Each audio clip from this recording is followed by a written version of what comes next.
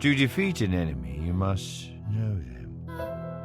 Not just their battle tactics, but their history, philosophy, art.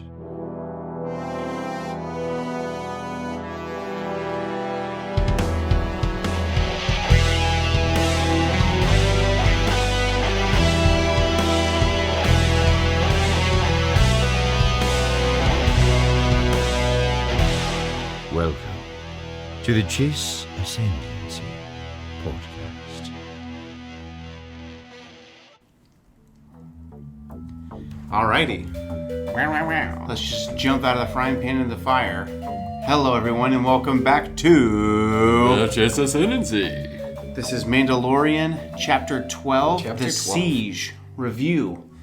It is late Friday night, It is late night. but we are faithful to the fans. You know, we're committed. I was Okay. just commenting to somebody about how Darth Bane's my favorite Sith because he's so committed. He's so committed to it. I love a committed character. Oh, yeah. So I love us. Kind of reminds me of Darth Krayt was so committed to learning. He came out and like the whole galaxy had fallen apart, and he was like, "What if I've been in there 30 years?" The dark side sustained him. So the siege.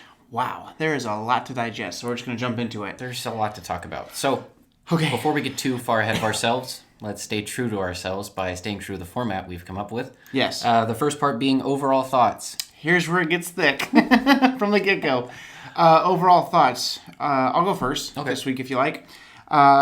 Loved it. Real quick, I like this can. Yeah, it's a football. Yeah, it's got the little ridges in there. If you're out there, you're at Walmart, I recommend. I liked holding it. I didn't even put it in my cup holder all the way home. I was just holding it. And I do enjoy good Pepsi every once in a while. Overall thoughts. Great episode. This episode of The Mandalorian, I feel, my opinion, my show. I see how it is. No. I just mean to the listener. And Samuel's show. My thoughts are that this episode has more to do with the grand scheme of the entire Star Wars timeline than any of the episodes so far. I agree. And I'll expand upon that later. Okay. Because I've actually taken the time to write things out this week. Nice. So, Overall thoughts. Really enjoyed it. I loved getting to see Mythrol again. I loved getting the origin of he was hired by Grief because he had stolen from Grief. And Grief Cargo was, to quote your joke, he was... giving Mando grief about his broken ship. Yeah. I love that he was like, so he's been working for me since he was just a pollywoggle. A mudcrutch whelp. Yeah. And he said, so he did a little crafty numbers work and stole from Creative accounting. Is Yeah. what And he that's said, funny. so he's going to work it off 350 years, but who's counting? So I thought that was cool. Grief's character was really cool. Yeah. I loved when he was like, have you been taking care of him? Yeah. Has he been taking care of you? Yeah. Baby Yoda was freaking cute. Yeah. The dadgum wires at the beginning were awesome. That was dope. Shout out to Sky High. I don't know if we got any Sky High fans on the cast, but Right. that was very Sky High. Very sky high. Yeah. My thought, I hate this part of my brain, but I'm so analytical with some things, and I was like, well, then how was he going to fix it if he didn't have a Baby Yoda? I just hate that about myself. I don't know. Probably an access panel somewhere. But anyways, Like a long stick. back on Navarro, and Mando's just going there. I knew immediately we weren't going to see Ahsoka. I assumed we wouldn't see Ahsoka because chapter, what is this, 12? Chapter 13, episode 5 of this season is directed by the one and only Dave Filoni, who created Ahsoka. Yeah. So I assumed that they would give him that honor. I assumed he'd be a little possessive about it, and I know that he and Jon Favreau are buddies. Our bros, yeah. So I loved going back to Navarro where it all how started. cool would it be if we got a Loth Wolf? Oh, next don't even get me episode? started. That'd be That sick. was that picture I posted that I was... Dude, there was this guy that I posted in a different podcast group, and I was like, I would be so excited if this is what happened. And on my Fet Ventures photography page, I had taken a picture of Ralph from Rampage, because we don't have a Loth Wolf toy. Right. And it was Ahsoka riding the Loth Wolf. Yeah. Which was a cool idea, I thought. Something that Dave Filoni himself has drawn. So I'm not retarded. And the guy said, I would hope that it would not be something so mundane. And I was like, what the freak is mundane about her riding in on a Loth Wolf, you turd burglar? I was so upset. First of all, we've never seen a live action Loth Wolf. Yes. And there's so much. Correct. There's a lot of mythos about the Loth Wolf. Yeah. That we haven't explored yet.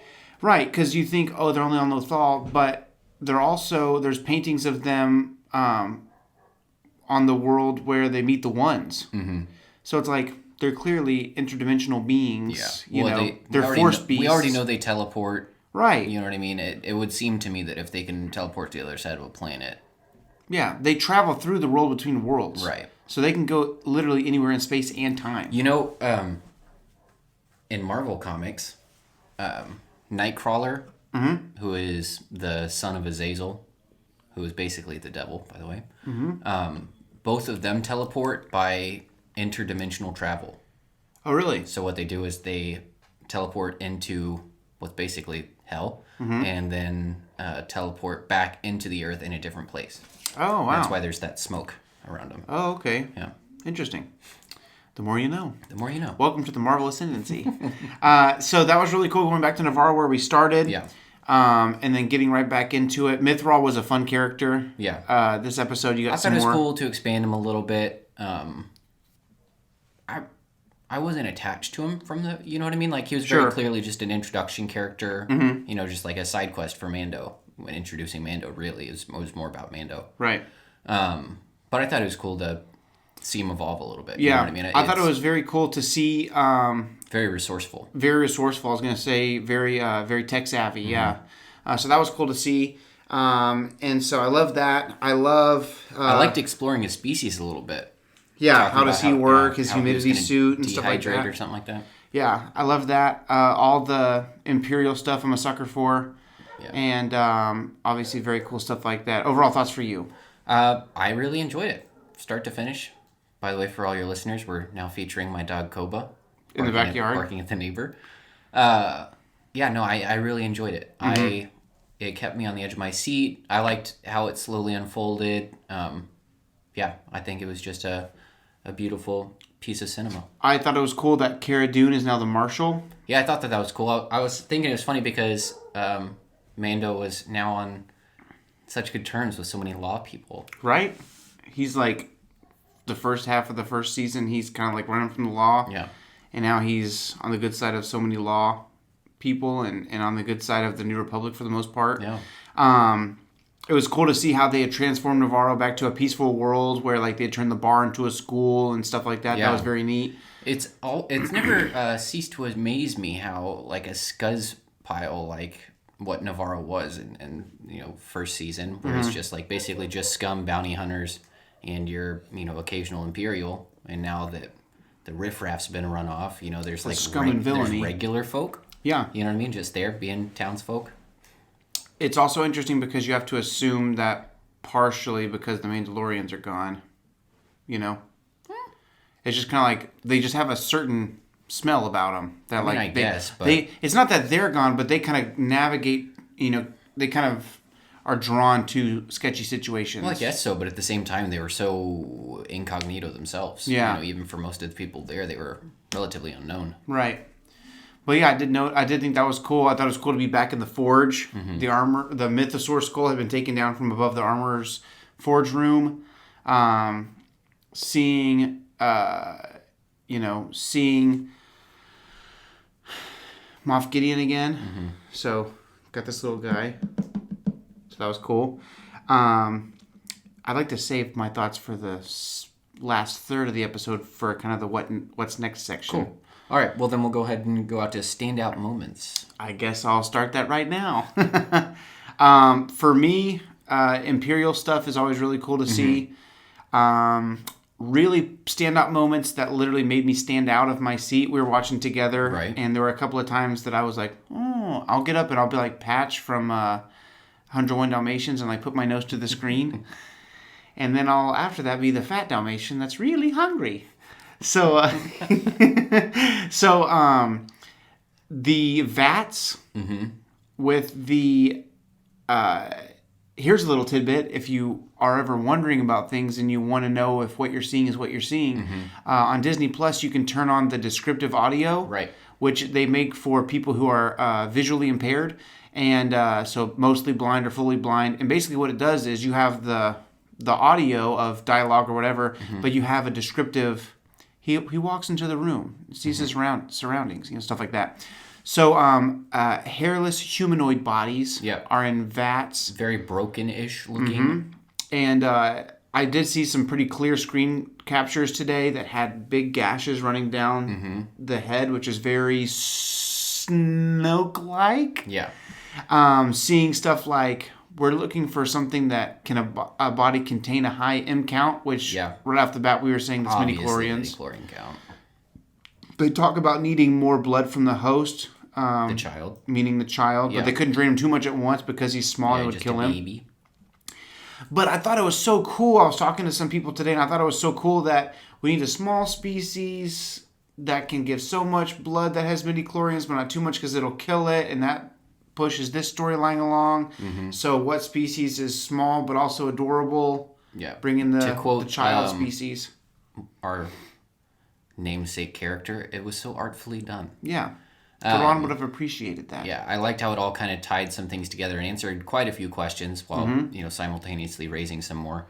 There was the M count was on my list for standout moments. The experimental vats, mainly because that pushes along things into. People have been wondering if this is going to spill over into the sequel trilogy storyline with the whole First Order development.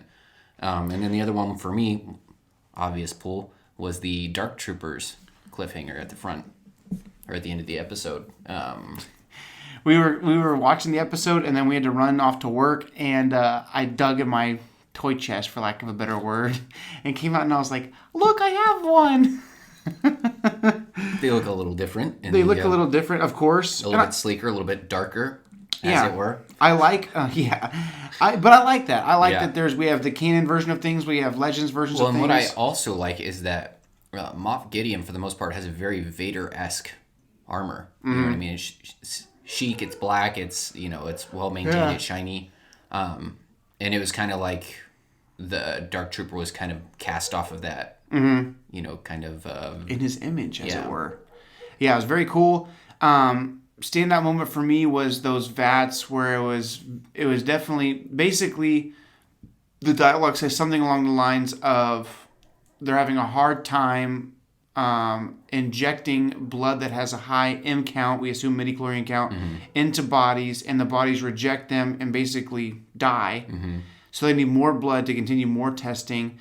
And to me, what that looks like is they're trying to find a way for a high midi-chlorian count to possess a body, and this is the very, very, very groundwork of not just the first, but the final order. Yeah. Trying to find a way to bring Palpatine back. Right. And I was thinking, I seem to remember from the visual dictionary from Rise of Skywalker that it was kind of hinted at Snoke, his species being like an invented species, that he was a hybridized species, for a specific purpose. Right. And that would make a lot of sense in what they were saying in this episode as far as just kind of having to toy around with it, specifically to have a being that had a high midi-chlorian count, but, it kind of fit all those stipulations and qualifications.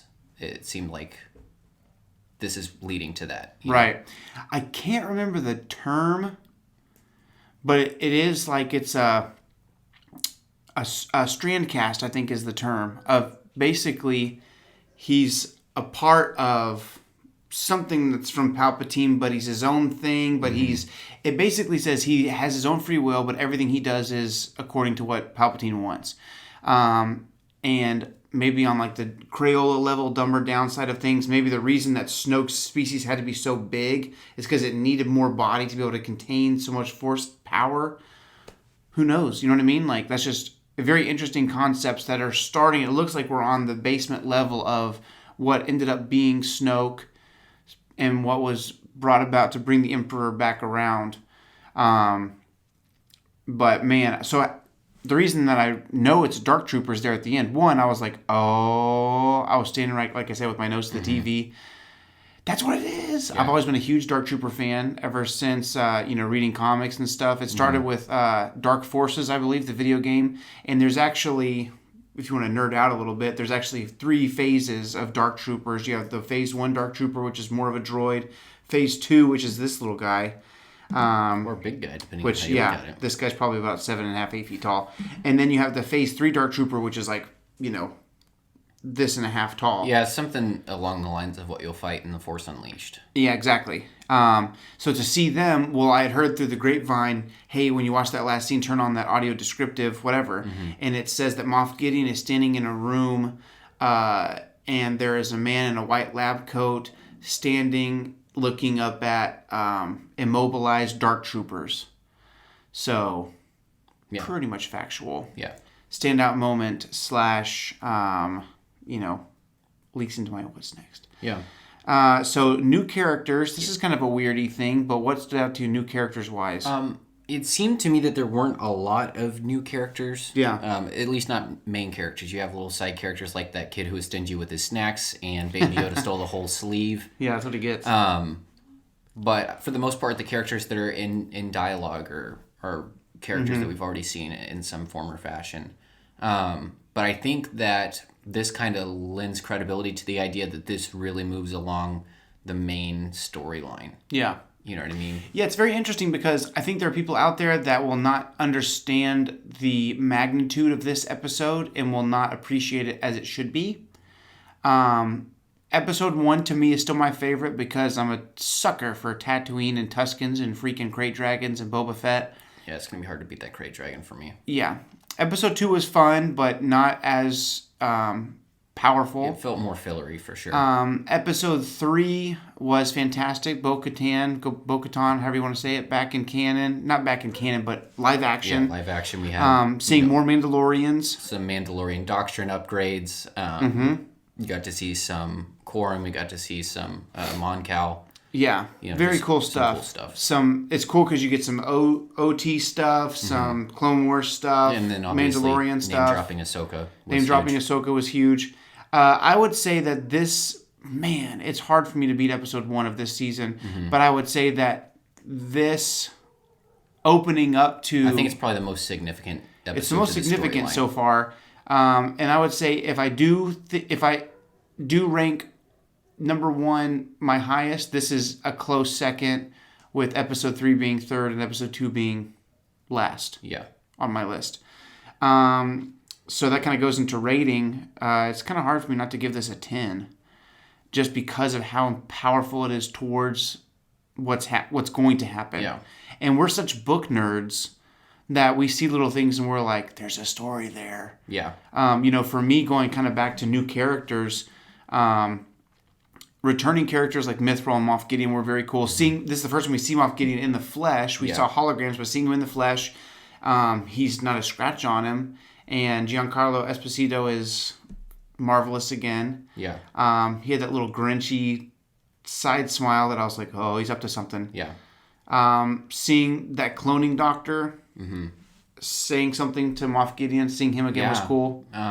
If the Snoke, whatever you want to call those, counts as a new character, or the Dark Troopers. Well, and then there was some really cool callbacks to original trilogy. You had the heads-up display for, it's not, I guess not classically, but you had the display for the gun controls in that transport that were reminiscent of Millennium Falcon. You had that time when they were, standing on the edge of that platform. That was very A New Hope when Ben's shutting down the tractor beam. For sure. You had the troops coming up the elevator, and then they said, there they are, blast them. Yeah, just like that was straight out of the original trilogy. There were a lot of cool callbacks, little dialogue moments. You got to see Scout Troopers in full form, crashing into things, exploding. Yeah.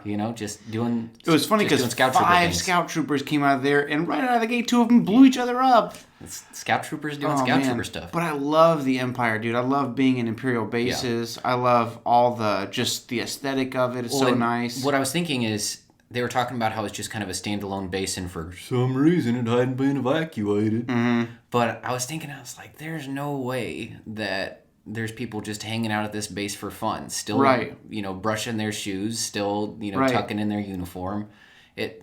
There has to be a reason. You know what I mean? That would have just disintegrated without some rule of order. And see that it's directly reporting to Gideon fell in place for me. The fact that they have someone guarding the front entrance, someone watching someone on the security camera guard the front entrance, they're still doing regular patrols. There's still 4 or 5 people on the main deck. Yeah. Anytime in old books and things, when things start falling apart, like, they're walking around but they don't have a helmet on, or they'll have a helmet but they'll have like regular clothes or things like that. This Or was they'll very, have very somebody uniform. on watch, but they'll just have one person on watch. Yeah. You know what I mean? Or, maybe they're sleeping. They're on watch but they're playing cards or whatever. This was very, very by the book still, and you could tell how important that base was. Absolutely. Dude, and one standout moment was seeing Moff Gideon's flagship. Yeah. That was sick. The way it looked kind of reminded me of how Moff Tarkin's ship is described in the Tarkin novel. Oh, the what is that thing called? The something Pike? The Carrion Spike. Carrion Spike. I was like, was that Razor Crest too? No, it's just late.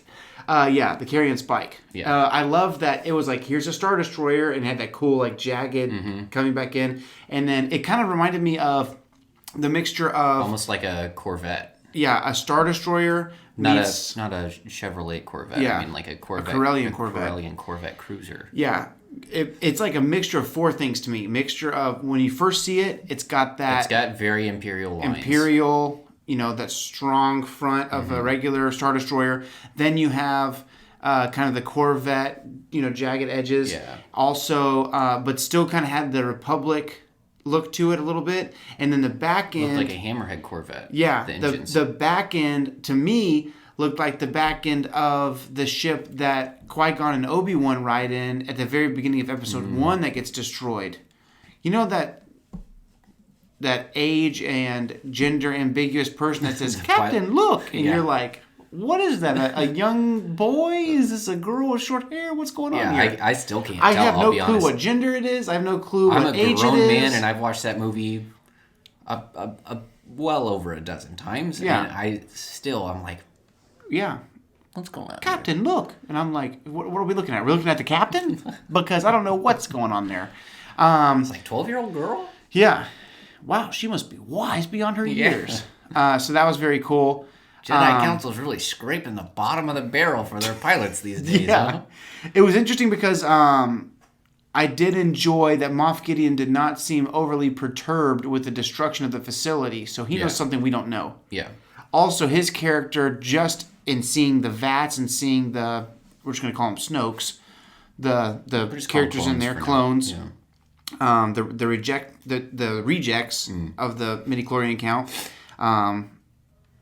Just seeing that and seeing the Dark Troopers, man, it just went from, he's an Imperial holdout that's going to make a little piece of the pie for himself on the far outer rim where the New Republic can't get him. It went from that to, this dude's in the inner circle. I feel like he knows what's going on. Yeah. And he could be that General Pride type character that's like, I'm loyal to Palpatine. I could give a rat's behind about the Empire. About Gideon kind of being out of the loop, but this changes things. He is all the way in the loop. He's holding the loop. It seems like this definitely changes things. Like he might even be the pivotal individual for the establishment of the First Order. Yeah. You know what I mean? It's crazy because the way Palpatine works, he could be super pivotal and then he could be nothing once things are established. Yeah. That's just the danger of working with Palps. Yeah, Palpatine somehow creates somebody who is a disposable linchpin. Mm-hmm. Don't know every single time. Works. Yeah. And then you also have Homeboy from chapter 10, episode 2 of this year in the X-Wing. He was back interviewing stuff. Grief Karga was like, I don't know what you're talking about. I don't see anything. But he said something to Cara Dune that was very interesting to me. He said, there are things happening around here, and the people in the core worlds don't believe it. But we know something's going on, but we need the help of the locals to stop it. And you could tell that Cara was starting to really think about it because he wasn't just saying, you need to rejoice because we need you. He was saying, something's going down. He put down that medallion that was significant, and I want to learn what that is. I want to say that maybe she left the rebellion in a bad way or something. Maybe she got what she needed out of it and then left. I think it was kind of his way of saying, you're still a part of us. You're still welcome here in the rebellion or in the New Republic. Well, I don't know, because she's from Alderaan, right? So she would have been she would have just been Empire. So now, against the Empire. So after, she was on Endor and all that went down, she would have felt, fulfilled. Now she's still looking out for number one. It's like she got her revenge and then she found out that she still didn't really have anything Yeah, that didn't there's still solve something else anything. out there. Right. And it's, you know, a wise man once said, you get the most out of your story when you realize it's not about you. So she got her revenge, and maybe it's now she's the marshal. You know what I'm saying? She seemed very happy, very pleased with herself this episode. She didn't, when we first meet Cara Dune, she's very like, you know, well, I was here first, so you need to leave. She doesn't really know what she's fighting for. Now she looked like she had more joy in this episode, and then he's saying, people out there still need you. There's still darkness out there that we need to fight. That X-Wing pilot seemed like he kind of knew something was up as far as the First Order. He knew her records, too, because he was talking about how he knew she was a good soldier. Yeah. But I think what I'm saying is when he said there's things going on out here, he seemed like he knew something was awry. Right. But there's a book called Bloodline where Leia knows something's up with the First Order, and everybody's like, the First Order is the First Order. Like, they don't have any issue with it. And somehow it gets exposed that Vader is her father, and so she loses her credibility. But I think maybe that X-Wing pilot is borrowing from the Heir to the Empire sort of idea. So, rating, man, it's hard not to give it a 10 out of 10. I know that's rare, but 9.5 out of 10? What do you give it? I was going to give it a 9.5. Yeah. I'm reserving the 10 just in case there's something that absolutely blows my socks off. Episode 1 was... I want that 10 to be very special tinny. if I give it out. Yeah. Man. But it's just... My mind keeps getting blown every single dadgum week with what could possibly happen next. Right. Are we going to see, like, Ahsoka fighting a clone of Palpatine? Like, not that we're going to see that, but, like, dadgummit. Like, there's all these options now. Right. I thought for a split second that they were going to find Ahsoka and they were trying to pump more midichlorians into her to see how much her body could hold because she's naturally conducive to the Force. What is it? The guy that makes the Hulk out of here? I was just thinking, yeah. General, what's his name? But that was crazy. Okay, what's next for you? So, I've got a host of things written down here. Okay. But it's just all the things that are still in the air. Yeah. We don't know how Boba fits in. We don't know how Ahsoka's going to fit in. We don't know if Kara's going to get back in, affiliation with the Republic because she's obviously a very pivotal character. She makes waves wherever she goes. She cleaned up an entire planet just by being there. And so it looks like she's about to be drawn back into the main fight. And then obviously we've got a showdown with Gideon. Right. That's going to happen. He's got the Dark Troopers. He's got a tracking beacon put on the Razor Crest. Yeah, dadgummit. I knew I couldn't trust that Min Beneeze character. And it looks like he's waiting for an ideal place to ambush him. You know what I mean? So he's got things in the works. But what if Gideon and Ahsoka have to fight because he's tracking? They're on their way to, I can't remember the name of the planet, but they're on their way to find Ahsoka, and that's when the Mandalorian says, we're not going to make it there in this shape. Let's stop off at Navarro and get repairs. Yeah. So now that the Razor Crest is back in ship shape, no pun intended, it was really fun to see the Razor Crest back in full form. Yeah. Mando with some great flying. Baby Yoda threw up in his car seat, just like my son would do. That's super funny. So he's going to make it to Ahsoka next episode because that's where he was going anyway. Probably. And he had to stop off. I'm going to say probably. There's a high... Yeah. Have been a lot of times when I think something's got to happen the next episode and it just doesn't. The chances are high that he makes it there. Very high. Very high. And does Gideon find Ahsoka there? Right.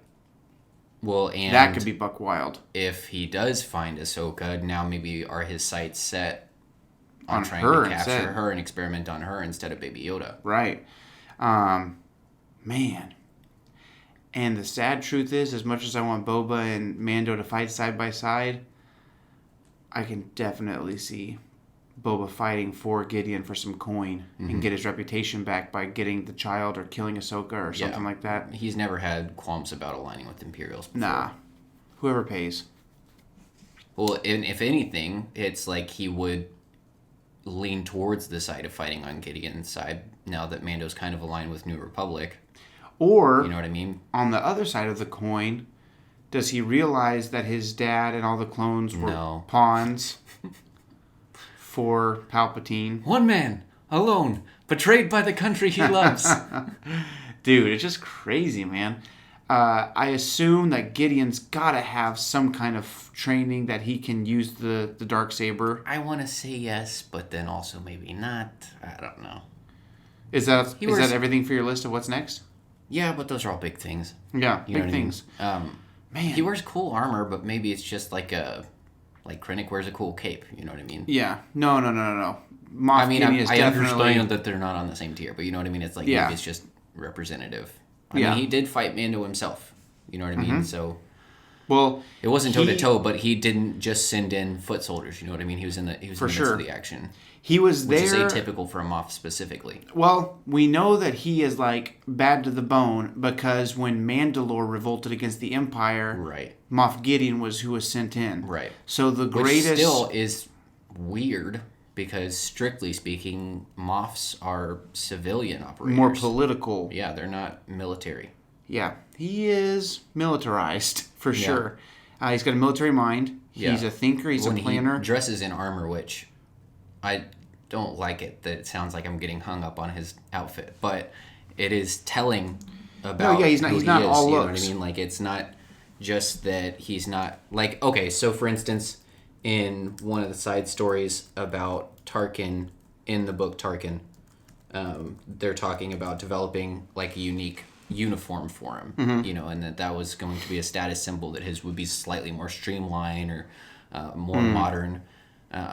And the fact that a Moff, a political operator, would reject that in lieu of battle wear, you know what I mean, speaks very much about how focused he is on that aspect of his role. Yeah, Gideon, now that you mentioned that, I was thinking this earlier and you reminded me, but I was thinking Gideon is... Everything that he does is how I picture Tarkin in my mind. We didn't get enough of him, even in the book, Tarkin. But everything that Gideon does is like so Tarkin-y, you know? And I think that's what I love. He's just a major player, man. I love getting to see the ruthlessness. Now that we have a feel for what Star Wars is and how powerful this character style can be, you know?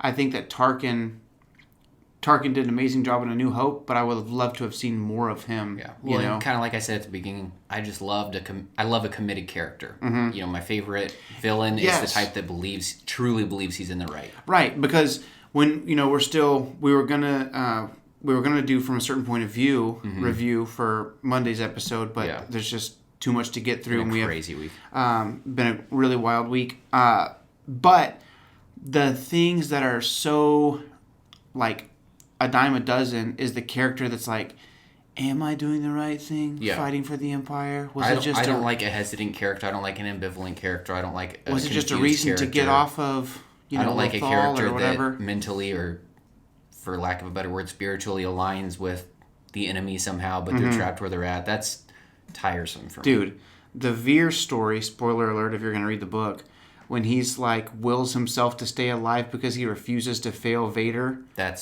I was like, that's what the Empire needs. Yeah, that's what I'm all about. Long live the Empire. The Empire did nothing wrong.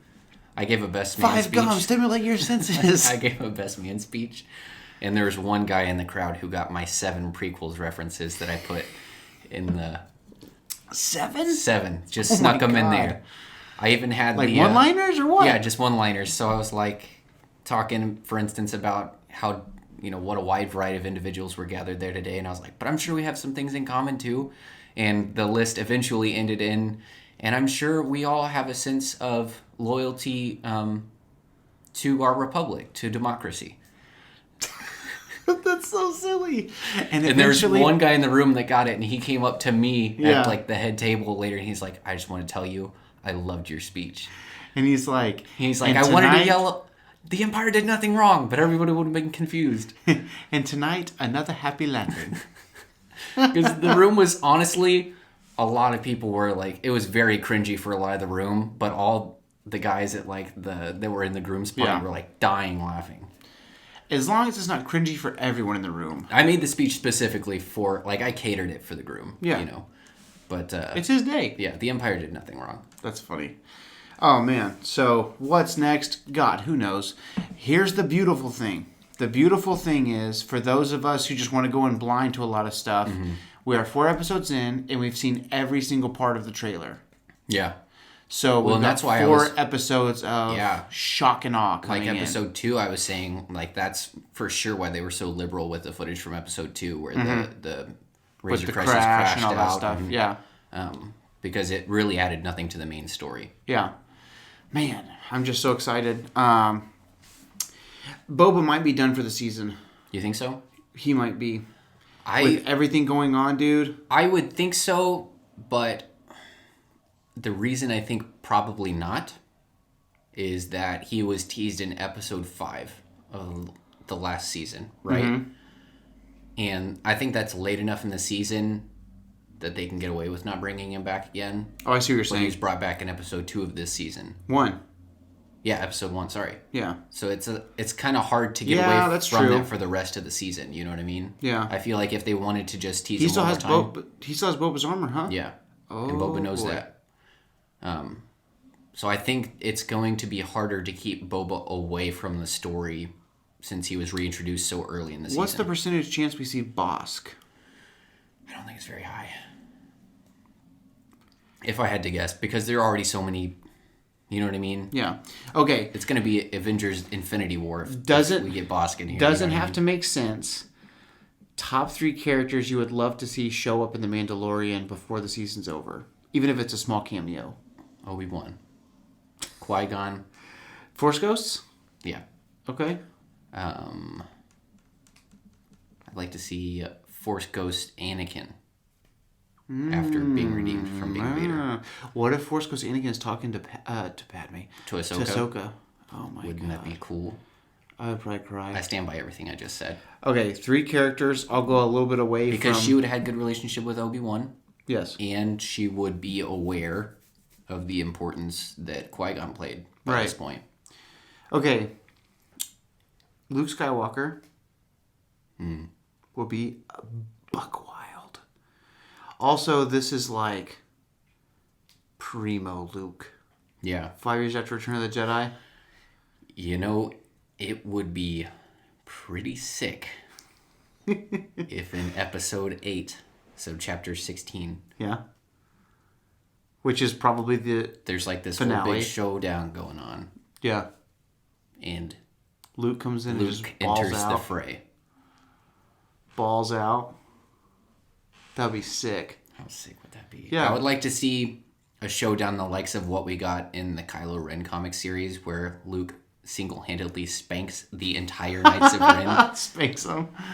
Dude, he does. He was not even trying. And He's he was not like, even trying. watch this, Ben. You know what I mean? Like, Yeah. it was just like, He didn't even kill any of them. he just backhanded a lot of them. Yeah. And they knew what the deal was. Yeah. Yeah, Luke coming in. Oh my gosh. I might have to read that comic before I go to bed. I I'm would- so high-strung thinking I would about love it. to have like Moff Gideon somehow with the Dark Troopers or something have Ahsoka dead to rights, Yeah. and Luke just comes in and just freaking destroys. Dude, because I know I'm not upset about the sequels or anything, but one of the things that I would love to see, before I die, I was all the way prepared to see Apex Luke. on Crate. I feel, okay, this is a good description for somebody who's read some books. Okay, go ahead. The way I feel about Luke in the Aslan. sequel trilogy Oh, is how I felt about the Revan novel, right. where I expected the Revan novel to be like 80% All the way about Revan, Revan? Yeah. you know? And it was like 40% Revan, and it left me wanting. Mm-hmm. You know what I mean? I didn't But not feel in the good way of this was so good. Right. I just didn't feel satisfied. I didn't feel like I got what I wanted. Well, also, we didn't get any freaking answers from the end of the book. So, okay, in Dark Empire, where Luke realizes falsely, but he thinks to himself, the Emperor has a clone in that story. Mm-hmm. And it's a young version of himself, Yeah, which is pretty Luke. cool. No, I'm talking about the Emperor's Oh, okay. clone. I thought you were talking about the time when... Oh, No. I'm thinking of... Or the Empire. Yeah. So, Which is such a good story. yeah, it is. Okay, so the clone of the Emperor is, coming back, and Luke decides the only way to beat him is to go dark. The only way to beat him is to make my own clone. So he turns dark for a second. That's why they call it Dark Empire. He's got this black outfit on, like very Vader-esque. Like Jedi? But he's no. It's like got the scaly, like it's like leather, black leather, like as if he was wearing Vader's costume, but minus the torso light bright.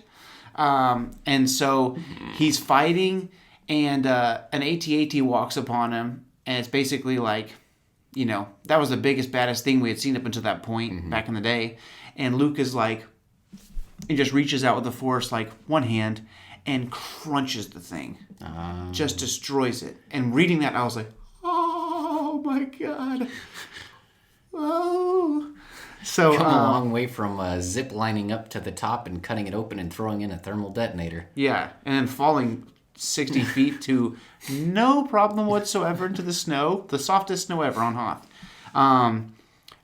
That would be sick to see Luke show up and like there's all this crap and I would whoosh. That would be freaking sick. My head would explode if because I got Luke Skywalker is the greatest Jedi of all time, and when I tell people that, they look at me like I'm an idiot. And I'm like, you haven't seen what I've seen. I'm having like non-flashbacks of all the things that I've read and seen. You see a Luke helicopter in your mind's eye. Just Luke's face. Wearing green lightsabers. Dude, I'm just the power, man. Just freaking... unadulterated. Yeah. Very reminiscent of like Mace Windu from the 03 Clone Wars, where he's just like reaches out and takes all the bolts out of the droids and like... I loved that just because... I always felt that the imagination with which the Force was used in the movies was... limited. Yeah, it was inadequate to me. Because I lay awake at night and I think about all the ways that I would use the Force. Well, yeah, it's like that's why the Force Unleashed was so fulfilling to so many folks. Yeah. And I know that people are like, yo, Starkiller's OP. Yeah, but why isn't Vader doing those things? You know what else is OP? The Force. Yeah. So, anyways, what's next? Okay, so Luke Skywalker, Bosk. I would love to see Bosk. I would like to see Embo. I know I'm up to 5 characters now, but... Bosk would be on my list. Oh my God. I bet there's a high % chance we see Embo. Really? Yeah, because Dave Filoni loves Embo. Oh, he does. The dog would be dead by then, though, sadly. Okay. I'm all about the helmet. Han would be cool, but he's not on my list. Thrawn. 6 characters now. I'll take him on my list. Yeah. We'll split 4 and 4. Thrawn, Bosk, Luke, in no particular order. What if they find Ahsoka and then Gideon Thrawn kills her from behind with a blaster? Gideon has him dead to rights. And you got to remember, Thrawn's thing is not loyalty to the Empire. It's loyalty to the greater good. It's the greater good, especially and then Thrawn the Chiss crushes Ascendancy. Gideon with his military prowess. How sick would that be? And then we would just call the show the Thrawn-Dalorian. And who gives a crap about anybody else? I would still like to be Mando to be the and main enters guy. Thrawn in blue Mandalorian armor, glowing red visor. Oh my God! Don't even get me started. I've got to go to bed at some point tonight. Oh my gosh! Just so much good things. Yeah. Man, we are at very near the peak of Star Wars right now. The options. Yeah. Speculation, my friend. Yeah. It's the best part. So, we'll let you go, listener/viewer. Guarantee we weren't in that 30-minute range, but that's okay. No, we weren't. But if you like this video, please to subscribe to the channel, share this video, hit that notification bell so you know when we put new stuff out. Follow us on Instagram and Twitter, and tell people that love Star Wars about the podcast, and leave us a review on iTunes so that we can read it for you. And don't forget that every week... Have we gotten any new reviews? Not that I know of. Okay. Every week, we get that beautiful, beautiful reward. You know what that reward might be, listener? It's the reward of a hard day's work. Yeah. At the end of a hard day's work, I like to get my kukri-inspired machete and cut open a nice... Dude, just the way that the music works there, I think that like a beat's coming in every single time. Every time I think it's like... Maybe if I get like a free week, I'll work on that. Make a freaking track. Yeah, that'd be sick. Oh, welcome to Suka. Anyways, play it again. See how it comes in? Yeah. Thanks for tuning into the review, and we'll see you guys next time.